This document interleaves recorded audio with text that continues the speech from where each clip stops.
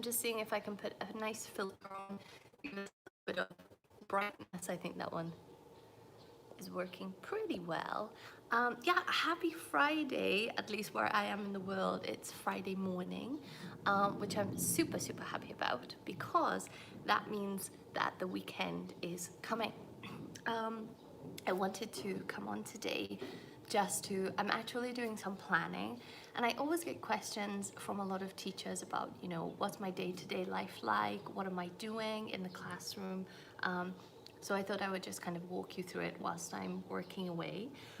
So the first thing that I do when I come in the morning, the most important thing I do is I fill up my water bottle. This is a really cheap one that I bought in China. A lot of people seem to use them because drinking hot water is seen to be something that's very important here. So I keep this with me at my desk. I have a water fountain just outside the classroom, which also provides hot water. So I just use that, throughout the day, but it's the first thing I do when I come to work. So I'm just logging in to my laptop now. We're really lucky at my school. We have a woman who works in our printing room in reprographics.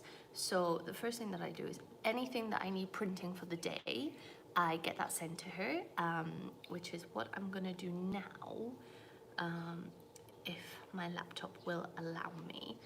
So yeah, I just go through my to-do list for the day and see the things that I've got to get done. So this morning, I can see there are 4 people who have joined me. Juan says, hi, good morning, hi. I know I've spoken to you over on my Facebook channel, my Facebook page. So thanks for joining me. That's really nice of you. I appreciate it. How are you today? Is it Thursday for you or Friday? Whereabouts are you in the world? So yeah, as I said, this morning is kind of a chilled morning. I have a IELTS speaking class at 9 a.m. A lot of people ask me about IELTS, so I only teach the speaking component. So I think it may be a really good idea for me to maybe ask some of my students if they'd be interested in filming with me. And if they are, I could maybe upload it to the channel as and when I have some time to edit it and make sure that it's fine. So we're going to be doing that today. We're going to be talking about health and physical activity. So we're going to look at some part 3 IELTS questions. And if IELTS is something that you're doing or that you're interested in, you can let me know, and I'm happy to share some of the materials that we use in class. So that's going to be the first thing that I have to do today. I've just been planning a little bit for it. So what I like to do, and it's a really good idea if you're practicing, that's the bullet train that is being built near our school, which is zooming past the window. I've kept the windows open because the weather's getting much better now. So hope maybe you can still hear the birds. Sorry, I guess you can hear them chirping away. So yeah, as I said, today we're doing the IELTS speaking questions. We're going to take a look at part 3 questions. So this is where people have to have, more of a conversation with the examiner about some slightly higher level, more complex questions. So this is what we're going to be looking at today. So I've just gone over my questions that we're going to look at.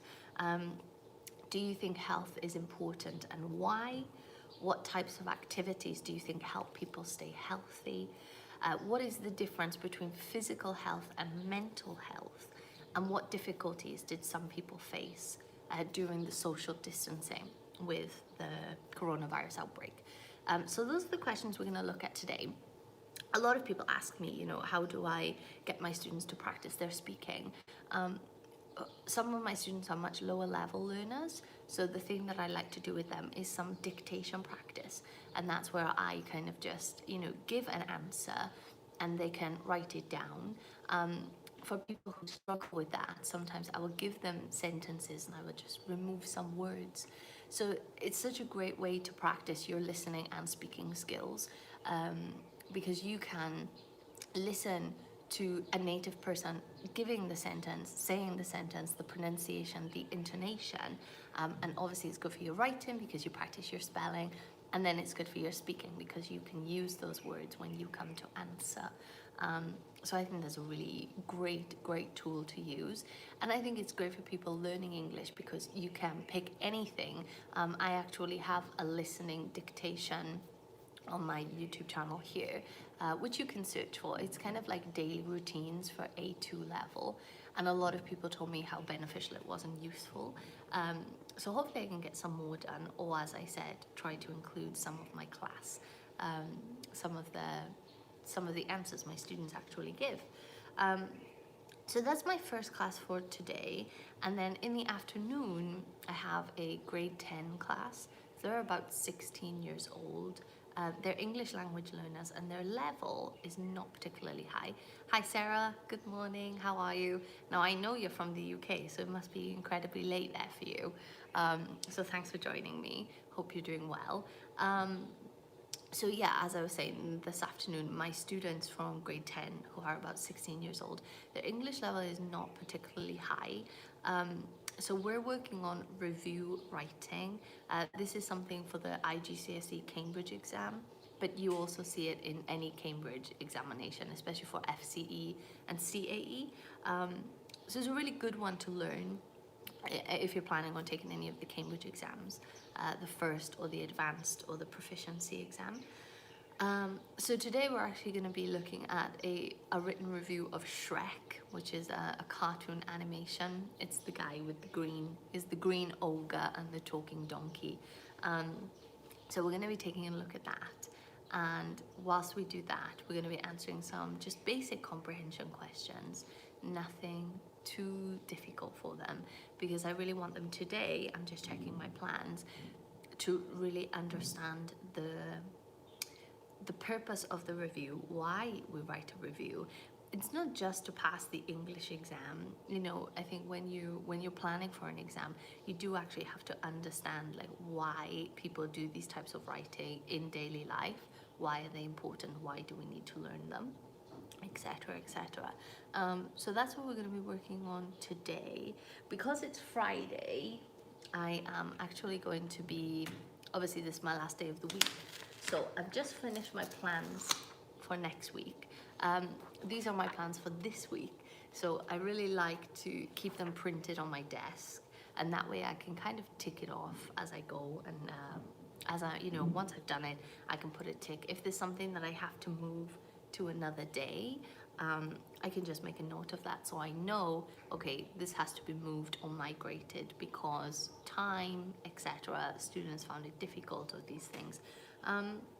So yeah, today is going to be quite I would like to say an easy day, kind of a relaxed, calm day. So some speaking practice in the morning and then looking at a review. Greetings from Brazil. Hi, welcome. Thank you so much for joining me. I really appreciate it.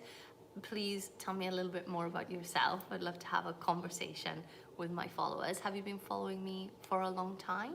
And why are you learning English? Please do let me know in the comments.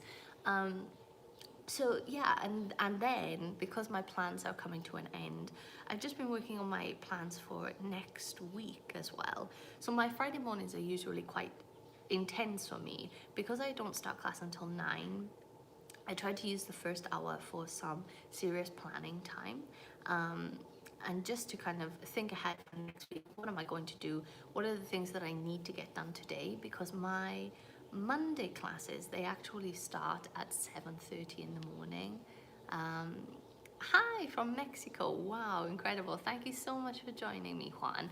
I don't know what time it is in Mexico. What time is it where you are?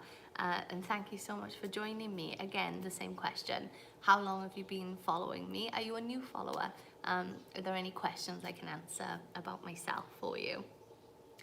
So looking ahead to next week, actually my G10-1 class, so these are my 16-year-olds, but their English level is slightly higher than my class that I'm teaching today. They actually have their GCSE Cambridge exam in 26 days now.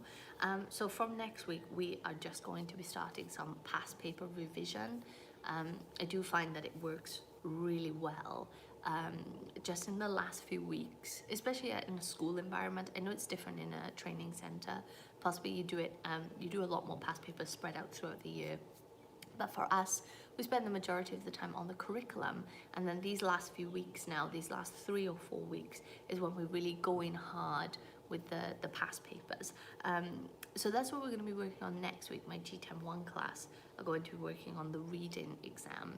In the IGCSE exam, the reading section is made up of 3 questions.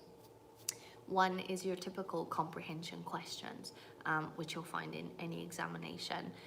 The second one is a multiple matching, where you have 4 different people, 4 different speakers, and then you have to say, okay, which speaker does these particular things? This is very common in Cambridge.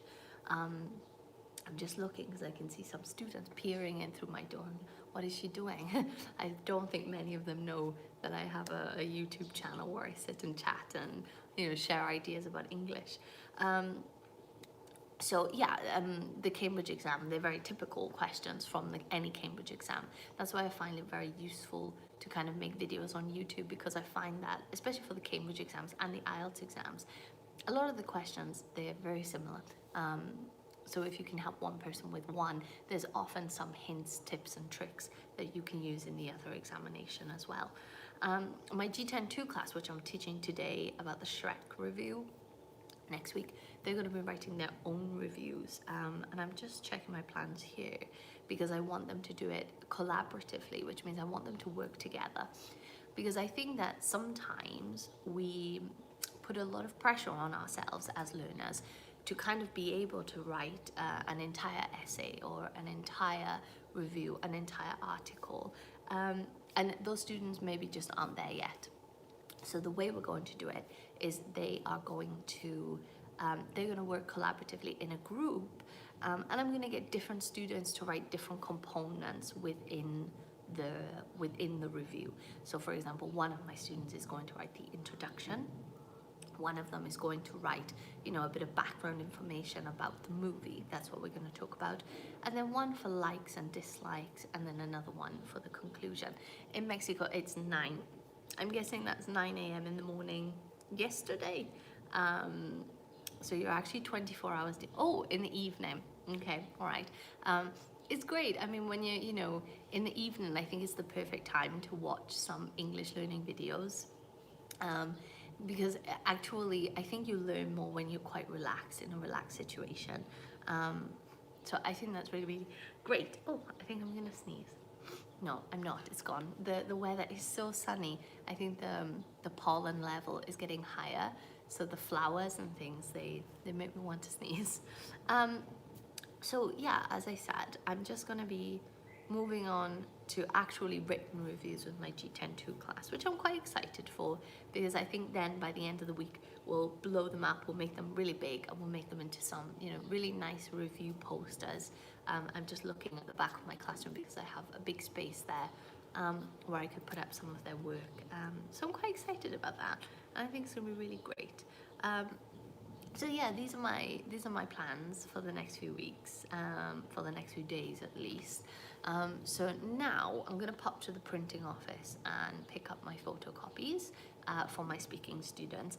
I'm gonna see if they'd like to do a little bit of filming with me.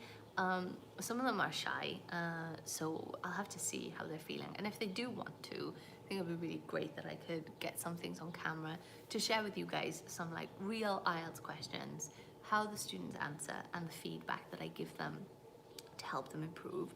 Definitely let me know if that's something that you would be interested in seeing, because we didn't upload any videos this week. Time had just seemed to have gotten away from me. With my students having the exam so soon, I just really didn't have the time to sit down and edit and make, you know, a really good quality video. So this is why I decided to pop on today and just, you know, have a chat with you guys and walk you through my plans for the next few weeks. But I am planning to film the second and third conditional. Have any of you seen my 0 conditional and first conditional videos? They were very, very popular, and I think they're popular because it's a really important grammar point that we have to know. Sorry, the sun is not cooperating with me. I can see half my face is really in the sunlight and the other half isn't, so sorry about that. Yeah, I really, really am hoping to film tomorrow. Yes, please, more conditionals. Yeah, I know. I mean, they're quite difficult to get a handle on, but I think my videos are quite simple and easy to follow, and I also have some examples at the end and some questions for you to try, so you can really make sure that you know your ideas are cemented and you know what you're doing. So this weekend I'm hoping to film the second and the third conditional, just to finish that kind of mini series and have that done. And I think that will really help a lot of people. But definitely, please do let me know about the other grammar points that people are struggling with. Passive voice comes up quite a lot. A lot of people send me messages about that, especially on Facebook. So be sure to include some passive voice videos, and more vocabulary. I think learning vocabulary is one of the easier parts of learning English, but often we never stop to think about the pronunciation and the intonation or putting it in context. So I just find that a lot of non-native learners, people who are studying English, they still have problems with the pronunciation because they can see the word, but unfortunately, you know, they don't have anyone saying it to them, so they can't practice it naturally. I can just say I've got somebody sending me a little emoji there. Hi, how are you? Where are you joining me from? And thank you for joining me on this beautiful day. It's so sunny. The birds are just outside, happy there, fluttering about. So yeah, I mean, this is what I'm gonna be up to over the next few days, next few weeks. Definitely getting in some more filming. I really want to find a time to do lives. Maybe not every week. As I said, teaching really does consume me, and it is like the main focus in my life. Please talk about closed sentences. Okay, that's fine. I can definitely make some videos about it. I'm actually planning to jump off in a few seconds just because my class will be starting in about 15 minutes and I want to go and pick up my my photocopies for my speaking class, but I can definitely make a video about that for you to help you. That's totally fine, and I'm really happy to do that. So yeah, these are, you know, this is what's going to be happening over the next few weeks. I really want to take a minute to say thank you to everyone who has come to join me on my YouTube channel. I started it, I think it was February of last year, and now we're up to 6,000 followers, almost 6,000. We're so close. So please, please, please, if you are new here, I would really love it if you could spend a moment to subscribe and to help me. Thank you very much, Sarah, for watching. I hope you have a great evening too. And I will catch you in the next video. I hope you can join me. And Juan says, can you explain about your and your? Yes, definitely. Funnily enough, I was talking last night about this, about when to use it. I'll tell you very, very quickly. So your with the apostrophe and RE, this is called a contraction for you are. And your, Y-O-U-R, just means it's something that belongs to you. You know, this is, for example, this is your bottle, Juan. So this is your bottle because it belongs to you. So that's the basic difference between your and your. But I will be making a small video about that to explain it in a little bit more detail. Thank you so much for saying that you love my accent. I'm from the United Kingdom, and I've been a teacher for 8 years now. So I think I have a very strong teacher voice, where I try to, you know, slow down my pace. But in my live videos, I always try to speak at quite a natural pace, because I think it's a wonderful thing just to listen to somebody speaking English and to, you know, even if you can only pick up some words, some phrases, it really shows how much development you're making in your English language learning, which is absolutely fantastic. So guys, I'm gonna leave it there for today. I think I've been on for about 20 minutes, which is probably a little more than I'd expected to, just because I do have a few things that I need to get done before my class come. As I said, I am going to try to get them in shot. I'm going to try to film them a little bit. So yeah, I will leave you there. I really want to say thank you for joining me and, you know, sending me some lovely comments. I hope you have a wonderful day, evening. Please be sure to subscribe to my channel. And I've rebranded on Instagram. So this one is also English with Kayleigh. So please come and find me there. So that we can chat and interact a little bit more. They have the direct messaging sections. Gracias, Juan. Gracias por support. Oh, I want to say for supporting me. See, I need to speak Spanish more because now some parts are escaping my mind. That's the problem with being in China. I never practice my Spanish anymore, so total disaster. But I will, there's something else I need to put on my list for the weekend. Yeah, have a wonderful day, morning, afternoon, wherever you are in the world. Apoyarme, that's the one. Thank you. That's so helpful. Thanks. See, it's not just me teaching people. People always help me to learn and improve. Yeah, have a wonderful day. Thank you so much for watching me, and I will catch you in the next one. Bye, guys.